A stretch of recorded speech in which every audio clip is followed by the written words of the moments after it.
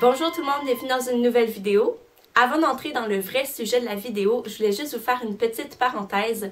J'ai regardé récemment une des vidéos d'une booktubeuse anglophone américaine qui s'appelle Why Mermaids et qui parlait des livres bannis. Donc elle en avait sélectionné 5 et il y en a un tout particulièrement qui m'a intéressée et je veux justement vous partager cette information-là.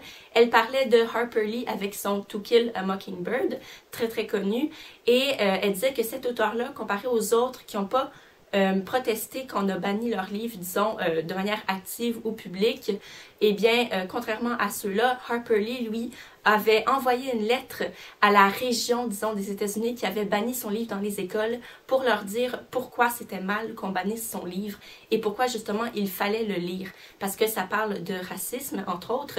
Et puis, voilà. Donc, je trouve ça vraiment intéressant. Et puis, Why Mermaids nous avait mis les liens des articles en question en barre d'informations. Donc, je les ai pris et je vais les mettre moi-même dans la barre d'informations si vous voulez aller jeter un coup d'œil. Maintenant, pour ce qui est du sujet de la vidéo, ça fait un petit bout que je vous avais pas fait de tag et là, j'en ai vu un qui circulait tout récemment sur les chaînes anglophones, encore une fois. Il a été créé par une Anglaise. Il a été créé par une Anglaise qui s'appelle Jen Campbell et qui est aussi écrivaine. Et donc, il se nomme le Time and Place Tag. Je l'ai traduit comme étant le tag du lieu et de la date, dans le fond, relié à un livre. Donc, un livre qui fait partie de notre vie, qui fait partie d'un certain moment de notre vie, et un livre dont on se souvient de la date de lecture, du lieu où on l'a lu, bref, qui a une petite histoire rattachée avec nous. Donc, c'est pas un livre anodin, nécessairement, c'est un livre marquant. Alors, j'en ai sélectionné 5 pour vous, et comme d'habitude, j'ai toujours des petites exceptions à la règle. Le premier livre, je ne l'ai pas lu, mais il y a définitivement une très bonne histoire rattachée à ce livre-là, d'ailleurs au lieu où je l'ai acheté. Alors, on va commencer sans plus tarder. Le premier s'intitule Ulysse de James Joyce, version originale en anglais. Donc, rassurez-vous, ça c'est pas pour moi parce que je lirai pas tout de suite, c'est pour mon père. Il est fou. Bref, il faut que je lui offre ça à Noël. Alors, j'y suis allée, quoi. Donc, je suis allée dans la plus grande et la seule franchise du Québec de librairie, soit Renaud-Bré, qui maintenant a acheté Archambault. Bref, Renaud-Bré, Archambault. En fait, j'allais premièrement pour aller rencontrer le patron de la section de librairie parce que j'aimerais bien travailler là-bas. Et puis, je me suis dit, je vais chercher s'il y a James Joyce en même temps.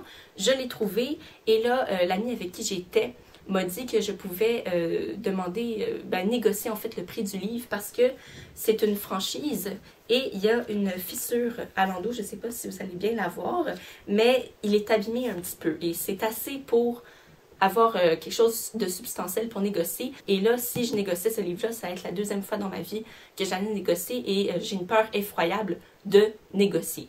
Donc, j'ai pris mon courage à deux mains et je suis allée à la caisse et j'ai pris le livre et j'ai négocié le prix.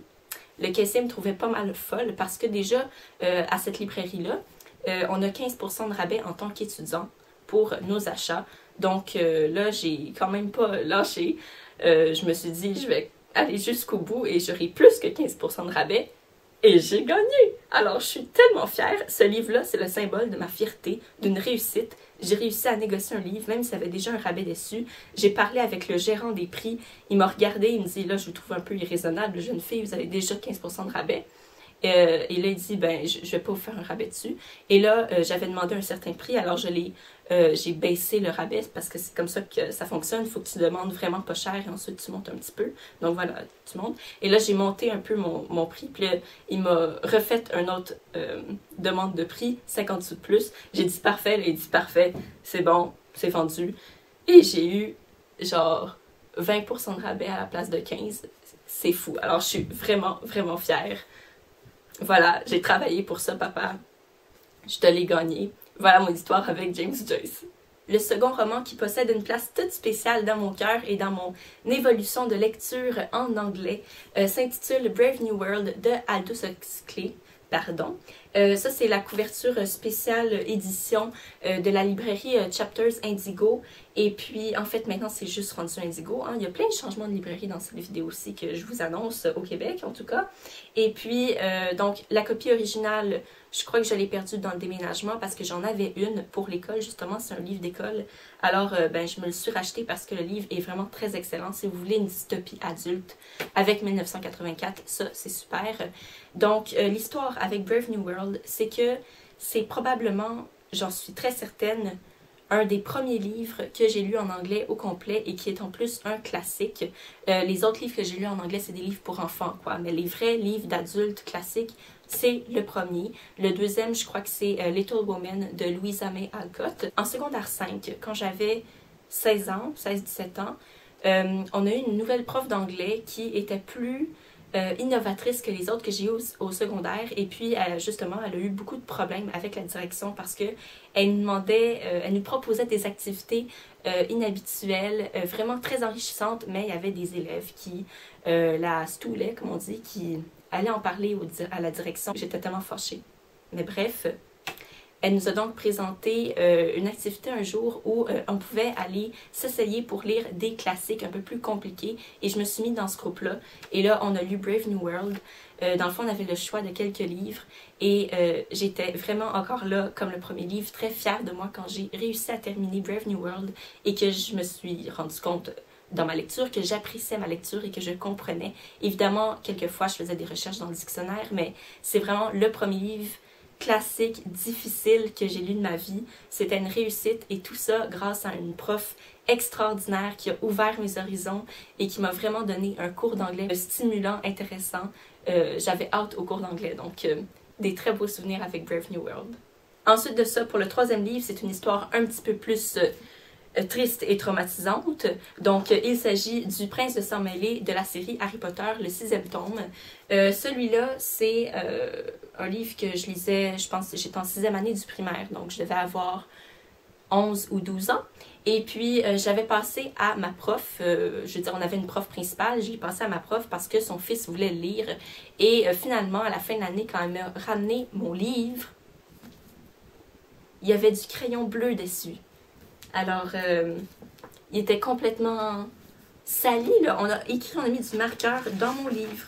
Ensuite de ça, j'ai pour vous 20 000 lieues sous les mers de Jules Verne. Ici, il s'agit de la collection Hetzel, qui est une vieille collection québécoise très très belle, d'un éditeur qui prenait des classiques français et qui les éditait joliment pour en faire, disons, pas disons, des livres d'art. Ça, c'est le premier volume sur 2 parce qu'il est divisé en 2 et il est tout simplement magnifique. Il y a même des vieilles images et tout.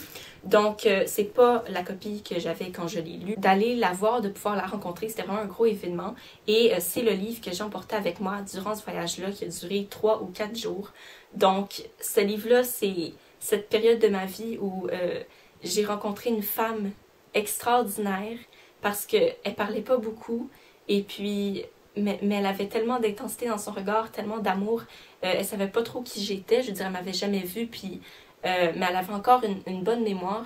Mais quand elle m'a rencontrée, elle m'a tout de suite pris la main. Elle voulait que je reste. C'était un voyage très, très émotif parce que et très difficile, mais très beau aussi, pour plein de raisons.